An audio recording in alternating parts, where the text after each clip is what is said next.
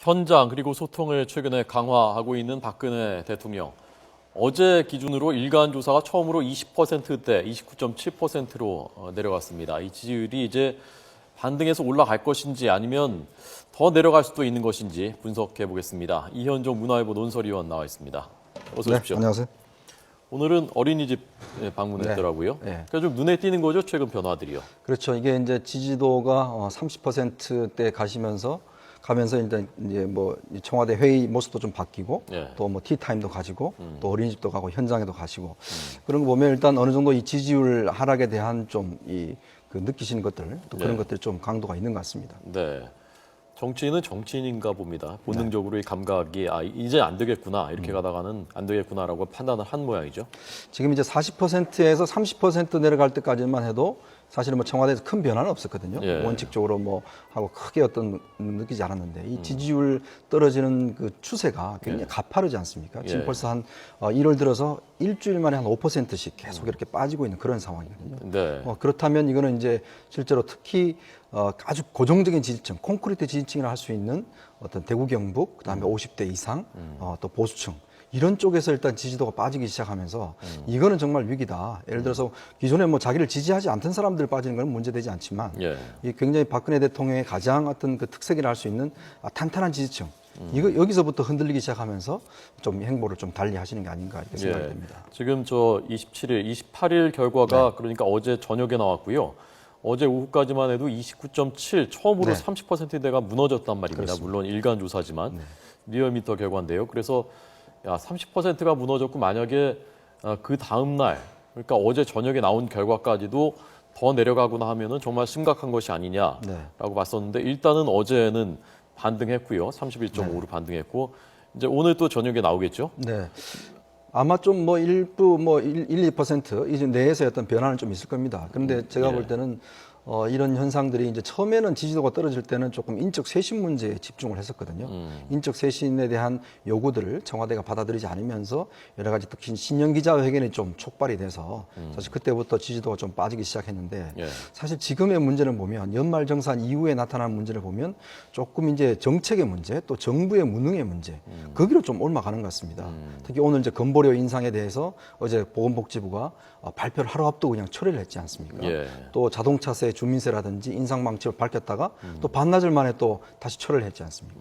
이거 보면 정부 정책 자체가 왜 이렇게 왔다 갔다 하느냐 거기에 대한 불신들 이런 걸 하면서 기본적인 어떤 지지가 어떤 떨어지는 추세들 그리고 30%대 물론 이제 대통령이 조금 행보를 적극적으로 하시면 지지도가 조금씩 올라갈 겁니다. 뭐 상승할 수 기대되는데 기본적인 이 어떤 하락 추세 그리고 어떤 L자형의 추세 이런 것들이 좀 변화가 되려면 뭔가 좀 근본적인 변화가 필요하지 않는가 그렇게 생각이 듭니다. 어떤 근본적인 변화? 어떻게 하면 지지율이 지금 오를 수 있습니까? 그 국민들이 원하는 게 뭐 일단 다 알지 않습니까? 일단 인적 쇄신을 좀 뭔가 뚜렷하게 눈에 보이게 좀 해라. 예를 들어 지난번 저 이완구 총리 내정을 했지만 그 내정한 이후에도 지지도가 떨어졌지 않습니까? 왜냐하면 이 청와대 김기춘 실장이라든지 3인방에 대해서 이제 그대로 신임을 했단 말이죠. 그런 것들이 국민들이 어떤 요구하는 바들을 청와대가 좀 수용하지 않는 데 대한 좀 불만들 그리고 전반적인 인사 쇄신이 지금 이루어지고 있지 않는 데 대한 불만들 일단 그것이 있고 두 번째는 지금 정부가 보면은 굉장히 좀 흔들리는 것 같아요. 제가 볼 때는. 뭔가 정책을 추진하는 과정에서 지금 당에서 계속 어떤 브레이크를 걸고 있지 않습니까? 정부가 발표하면 김무성 대표 그다음에 안 된다 발표하고 이런 식으로 당청 간에 당과 정부 간의 어떤 지금 조화가 전혀 지금 깨진 상태거든요.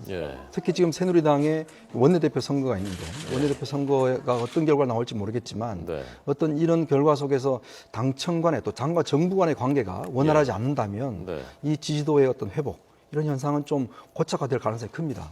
그렇기 때문에 하여튼 하루빨리 당청 관계, 당 정부 관계가 좀 정상화되는 그런 것만이 지지율을 좀 높일 수 있는 그런 것이 아닐까 생각이 됩니다.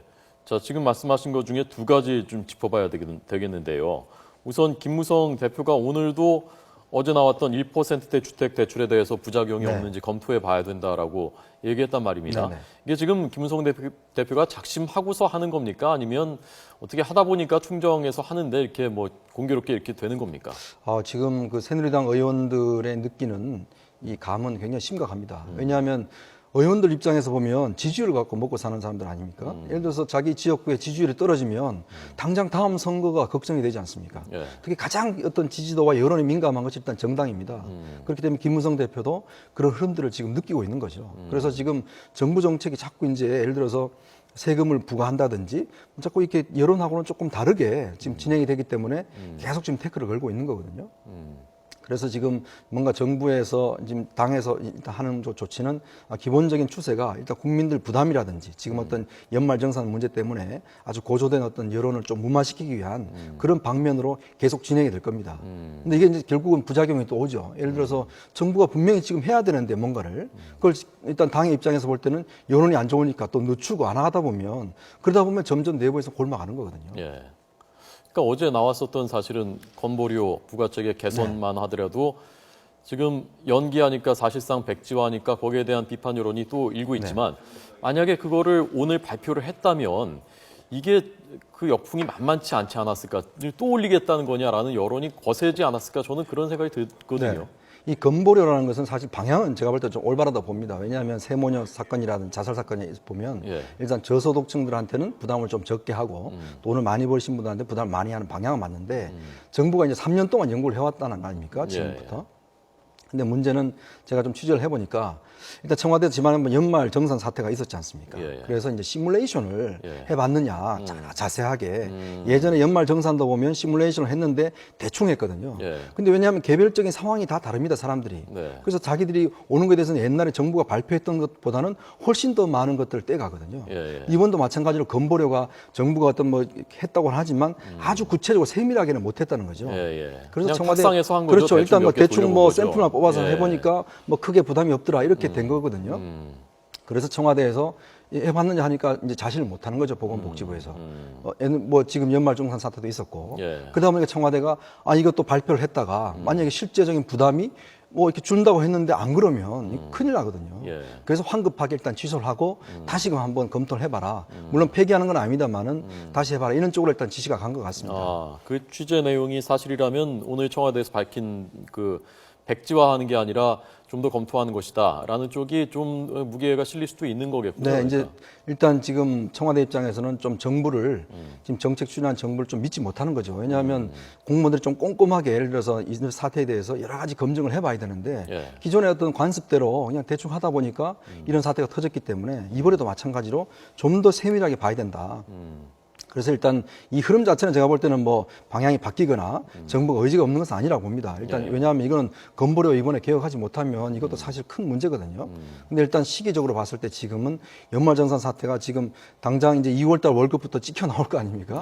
그러면 뭐 예를 들어 월급에 마이너스가 딱 찍혀 나오는데 또 건보료도 예를 들어서 마이너스 이게 나오면 이거는 정말 걷잡을 수 없거든요. 일단 시기적으로 조금 늦추고 좀 더 세밀하게 한번 다시 보고 뭐 이런 차원에서 아마 그런 조치를 했지 않나 싶습니다. 지금 이제 임기 3년 차인데 벌써 예컨대 꼭 추진해야 되는 정책들이 여당에서 자꾸 표 의식해서 못하게 하거나 뭐 딴지를 걸거나 뭐 다 그런 건 아니겠습니다만요. 그렇게 되면 자칫 그 포퓰리즘으로 갈 수도 있는 뭐 그런 측면도 있는 것이지 않습니까? 그렇죠. 이제 이 정책이란 게 항상 정부와 당이란 게 이제 좀 긴장감이 있고 서로 어떤 경쟁하는 또 그런 면도 있지 않습니까?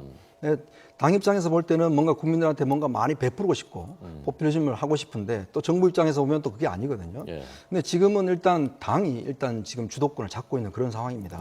여러 가지 여론조사를 볼 때도 당의 지지도가 높고 그다음에 당에서 일단 여러 가지 지금 끌고 가는 상황이기 때문에 특히 이제 유승민 후보 같은 경우에 출마 기자회견을 하면서 앞으로 정부가 하는 조치에 대해서 10가지 중에 한 두세 가지는 제가 살펴보겠다. 뭐 다 통과시키는 건 아니다. 이런 쪽으로 일단 이야기를 하고 있고. 두세 가지만 살펴보면 다행인데 더 많이 살펴볼 수 있을 것 왜냐하면 같은데 이거 분위기로 봐서는요. 당에서 본다면 예를 들어서 뭐 여론에서 나쁘다 그러면 무조건 이제는 이제 하지 않는 쪽으로 갈 수가 있거든요. 근데 결국 그렇다 보면 이런 포퓰리즘이 하다 보면 이게 그러다 보면 나중에는 정부 정책이 굉장히 흔들리는 그런 사태가 옵니다. 근데 의원들의 민심이 지금 의원들의 그 마음이 그렇다면은 지금 정서가 그렇다면은 이번 원내대표 선거에서도 상당히 영향을 미칠 수가 있겠는데요. 저는 그게 상당히 큰 변수가 되리라 봅니다. 왜냐하면 의원들 입장에서는 일단 자기들 다음에 당선되는 게 제일 중요하지 않습니까? 예. 다음 총선 때 어떻게 당선될 것인지 그게 가장 처음에 관심사거든요. 예. 근데 지금 그 이해도 되죠. 사실 자기가 금배지 떨어지고 나면 그 다음에 정책이니 뭐 이념이니 자기한테 아무 상관이 없죠. 소용이 없는 거니까요. 네, 당시 직업이 일단 없어지는 거니까요. 그런 측면에서 본다면 의원들의 첫 번째 관심은 일단 지역에서 어떤 여론들, 일단 국민 어떤 지지도들 이런 측면에서 볼 때 일단 다음 차기 어떤 원내대표가 어떤 방향으로 갈 것인지 지금 차기 대표가 보면 일단 지금 이주영 후보 같은 경우는 당정 간의 협조를 강조하고 있고 그다음에 유승민 후보는 당이 중심이 돼야 된다. 예. 당이 중심돼 끌고 가야 된다. 이렇게 이야기를 하고 있거든요. 예. 조금의 차이가 있습니다. 예. 그런 면을 볼 때는 참 앞으로 이 경선전도 상당히 치열할 것으로 보여집니다. 예. 이주영 그 후보자가 벌써 3번 떨어졌어. 3번 떨어졌어요. 네. 2번 떨어지고 한 번 안 나갔나요? 3번 떨어졌습니다. 3번 떨어졌고 이번에 해수부 장관 되면서 오히려 그 전화위복이 돼서 국민들한테 이미지가 굉장히 좋아졌고 네. 대통령께서 칭찬했고 그랬는데 이번에 나가서 또 떨어지면 정말 정치적인 타격이 크겠는데요. 지금 일단 이제 일단 당내 판세는 일단 지금 홍문종 의원이 정책위원장 같이 파트너로 했고 예. 일단 친박의 핵심이라고 하니까요. 일단 이주영 의원은 친박은 아니었지만 친박이라고 해서 이제 다시 친박 쪽으로 온 그런 이제 측면 아닙니까? 또 특히 이제 이주영 의원은 이제 대통령과 관계가 밀접한 관계라고 이제 알려져 있고 예. 그렇다고 본다면 이제 당 의원들 입장에서는 좀 더 당이 앞으로 당청 관계를 좀 더 이제 협조적으로 가져갈 것이냐 그런 측면에서 본다면 이주영을 선택할 것이고 예. 아니다 좀 더 당이 적극적인 목소리를 내야 된다 네. 이제 그런 측면에서 본다면 유승민 의원 쪽으로 갈 것이고 근데 선거 기간이 지금 얼마 남지 않았습니다. 월요일 날 선거거든요. 아, 그렇군요. 네, 또 특히 이제 국민 여론과는 좀 다릅니다. 왜냐하면 의원들 입장에서 볼 때는 지난번 정의화 국회의장이 뽑힐 때 예. 그때 당연히 모두가 친박에서 밀었던 황우여 지금 장관이 될 줄 알았거든요. 예. 근데 결과는 까보니까 100대 40이었거든요. 100대 40이었나요, 그때? 엄청나게 차이가 났습니다. 예. 그만큼 의원들의 또 기류는 좀 다를 수가 있습니다. 예. 자, 박근혜 대통령이 어쨌건 그 외부적인 도움도 받아야 되겠지만은 워낙 자신이 갖고 있는 고정 지지층이 워낙 그 탄탄한 분이지 않습니까? 네. 3김 이후에 최고인데. 그래서 시장도 가시고 국제시장도 관람하고 뭐 이렇게 계속 행보를 하고 있는데 이런 것이 자체 동력으로 지지율이 올라갈 가능성은 어느 정도 된다고 보십니까? 저는 이제 자체 동력의 어떤 효과 이런 것들은 좀 한계가 보였다고 보여집니다. 왜냐하면 지금 일단 이 기존 어떤 고정 지지층, 이 지지층까지 일단 내려왔지 않습니까? 예, 예. 내려왔다고 본다면 이제는 뭔가 단순히 어떤 이벤트라든지 이미지로 해서는 이제 지지도가 상승할 수 있는 가능성은 저는 적다고 봅니다. 이제는 뭔가 정면 승부를 해야 될 때죠. 예를 들어 정책이라든지 뭔가 손에 잡히는 결과로서 일단 정면 승부를 해야지 지금 예를 들어서 뭐 여러 가지 시장을 자주 가시고 뭐 하시고 한다고 해서 어떤 지지가 급속하게 올라간다든지 예전같이 회복한다든지 일단 그런 가능성보다는 오히려 여러 가지 이제는 뭔가 결과물을 가지고 왜냐하면 집권 3년 차기 때문에 예. 이제 사람들이 결과는 이제 어느 정도 이제 워밍업 했으니까 예. 이제 뭔가 손에 좀 잡히는 내 손에 잡히는 결과물 좀 내주라. 먹고 사는 문제가 하거든요. 해결이 돼야 되는 바로 거예요, 그겁니다. 사실은. 네. 그러니까 경제가 어쨌건 좋아지면 지지율도 올라가는 그 모멘텀을 잡을 수가 있는 것이고 네. 경제가 제일 중요한 것 중에 하나가 아닌가 싶고요. 뭐 저유가라든가 미국의 경기가 지금 좋아지고 이런 것들이 하나의 뭐 변수가 될 수 있겠습니다만은 이게 얼마나 그러니까 온기가 우리한테 빨까지 퍼질지 그리고 아랫목까지 윗목까지 퍼질지 이런 것이 이제 변수가 될 수 있을 것 같습니다. 어쨌건 시장 가시면 굉장히 힘을 많이 얻으시나 봐요. 그렇죠. 이제 시장 가시면 뭐 지지분들이 이제 여러 가지 박수도 쳐주시고 또 이렇게 격려도 해주시기 때문에 예. 일단 저런데 좀 힘을 좀 많이 얻으셨으면 좋겠습니다. 예. 오늘 이완구 원내대표 지금 차남이 지금 그 병역 공개 검증을 하고 있고요. 아직 화면은 안 들어왔는데 현지에서 직접 그러니까 엑스레이 찍어본다는 얘기죠. 그렇죠. 다 무릎. 찍고 또 전문의들이 가서 검증도 하고 예. 과연 이제 그게 병역 면제될 만큼의 어떤 것이었는지 이제 그런 걸 한다는 거겠죠. 예. 이완구 후보자에 대해서의 시중의 지금 여론은 어떻습니까, 대략? 지금 뭐 제가 저번에도 말씀드렸지만은 본인이 워낙 이제 주변 관리를 잘 하셨기 때문에 저는 뭐 크게 문제가 될 게 없지 않냐 이렇게 예상을 했었는데 역시 또 사람은 잘 모르는 것 같습니다. 일단 뭐 좀 까보면 여러 가지 또 문제가 생기고 예. 하기 때문에 지금 일단 이제 부동산 문제하고 지금 아들 병역 문제 일단 두 가지가 있는데 일단 지금 야당도 일단은 좀 처음에는 그냥 쉽게 넘어가려고 하다가 여론이 워낙 안 좋으니까 지금 좀 더 살펴보겠다는 거 아닙니까? 예. 이제 그런 측면에 봤을 때는 이제 이완구 어떤 총리 후보자가 이제 이 문제에 대해서 좀 보다 진실되게 좀 접근해가는 방법밖에 없겠죠. 그렇기 때문에 여러 가지 본인으로서도 이제 지금 어떤 뭐 검증이라든지 이런 걸 했기 때문에 본인으로서도 뭔가 카드는 좀 필요하다고 생각이 듭니다. 예. 정책 카드가 좀 필요하다고 생각이 드는 게 저는 그래서 개인적으로 지금 뭐 여러 가지 있지만 이완구 총리 후보자가 이제 의원직을 갖고 계시지 않습니까? 예, 예. 그런 측면에서 본다면 좀 더 본인이 이 어떤 총리에 집중하시기 위해서 예. 의원직 문제도 한번 고려해 볼 거 아닌가 좀 생각이 듭니다. 아, 의원직 사퇴 카드를 꺼내라. 네, 왜냐하면 일단 총리지 않습니까? 총리는 한 지역의 대표가 아니고 전국의 대표이기 때문에 지금 뭐 내년 또 4월에 총선이지 않습니까? 그러면 예. 총리 얼마 하시고 또 이제 총선에 나가야 된다는 이야기거든요. 이제 그랬을 때는 국민들 입장에서 본다면 어차피 그러면 한 뭐 1년 또 좀 넘는 그런 기간 아닌가라고 할 거기 때문에 일단 이완구 총리 입장에서는 뭔가 좀 이 박근혜 정부를 위해서 자기가 헌신하겠다. 여기서 정말 이 승부를 걸겠다 한다면 예. 뭔가 좀 단호한 어떤 그런 모습들, 정치적 결단의 모습들 그게 좀 필요하지 않는가 생각이 듭니다. 예. 근데 지금까지 나온 의혹들이 뭐 결정적인 어떤 한 방은 없지 않습니까? 부동산 문제도 도덕적으로는 예컨대 타워팰리스를 몇 달 만에 팔아서 3억을 남겼다라는 것이 도덕적인 비난은 있지만 비난은 받을 수 있지만 뭐 실정법을 그것도 위반하거나 불법적인 그런 건 것은 아니고. 없고요. 차남 병역은 오늘 공개 검증까지 한다니까 뭐 별 문제가 없을 가능성이 많은 것 같고요. 자, 그러면 고민이겠는데요. 그래도 내가 이걸 의원직을 던져야 되는지 의원직을 던짐으로써 얻는 그 위험은 뭡니까? 아무래도 국민들한테 좀 신뢰를 주시겠죠. 아니, 위험이요, 위험. 위험은 일단 일단 이제 막바지죠. 예를 들어서 이제 더 이상 퇴로가 없지 않습니까? 항상 국회의원을 가지고 있는 이유가 뭐냐면, 예. 예를 들어서 정부에 갔다가도 다시 국회로 돌아갈 수 있다라는 뭐 그런 가능성 때문에 항상 국회의원직을 지금 유지하고 계신 거 아닙니까? 또 지역민들의 또 요구도 있고 하기 때문에. 예. 근데 일단 국회의원직을 사퇴한다는 거는 바로 여기서 자기의 어떤 정책 생명, 정치적 어떤 승부를 걸겠다. 예. 뭐 이런 것이죠. 예. 사퇴했다가 사실은 다음 총선에 또 나갈 수도 있는 물론 그렇죠. 거지 네. 않습니까? 네네. 예, 알겠습니다. 마지막으로요. 이명박 대통령 회고록에 대해서 어떻게 보셨나요? 네, 제가 이제 그 이명박 대통령 이제 그 옛날에 모셨던 분들하고 이제 그동안 쭉 만나오면서 이걸 이제 집필을 했는데 언제쯤 공개할 거냐 예. 그거에 대한 고민들을 많이 하시더라고요. 왜냐하면 이게 지금 민감한 시점이지 않습니까? 지금 자원 이 국조가 자원외교 방산 돼 비리 있고 지금 다 나오고 특히 또 이제 박근혜 정부하고 어떤 관계라든지 이런 여러 가지 있는데 저는 이제 이 시점에 선택한 이유가 뭐냐? 일단 물론 자원 외교에 대한 지금 여러 가지 국회 앞두고서 이제 한 측면도 있지만 또 한편으로 본다면 만약 박근혜 대통령의 인기가 좀 높았으면 과연 지금 됐을까? 박근혜 정부의 인기가 좀 더 높고 좀 어떤 강력한 리더십을 형성하고 있다면 예. 과연 이명박 대통령이 지금 이 시점에 여러 가지 민감한 주제가 많지 않습니까? 특히 이제 남북 관계를 지금 뭔가 박근혜 대통령이 좀 풀려고 하는 시점인데 남북 관계에 대한 그동안의 이면의 이야기들을 이 책을 통해서 다 까버렸거든요. 예. 그렇다면 북한의 반응은 뻔하지 않습니까? 그럼 당분간 남북 관계의 경색 국면이라는 것은 피할 수가 없는 거거든요. 예.